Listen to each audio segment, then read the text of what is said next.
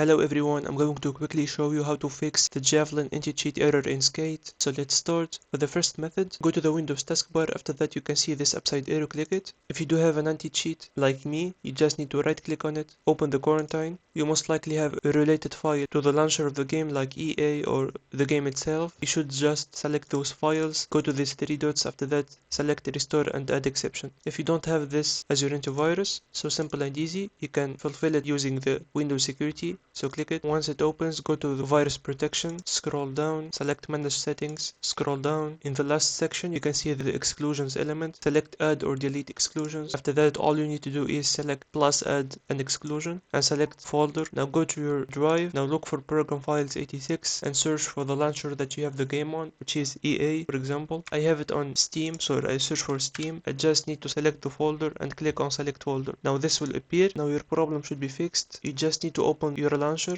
go to your library, after that go to the game and then go to the gear icon and select properties, go to installed files in the left menu, after that select verify integrity of game files. Now any corrupted or missing file will be recovered safely without the need to install the game from the start. You can verify the game files using the EA or the Epic Games launcher as well. Now for the next method, go to the Windows search bar and type in cmd, select run as an administrator. This will open, so make sure to copy paste this command. I will leave it below in the description and hit enter. And that's it. If you find it helpful, consider like and subscribing, and see you on the next one.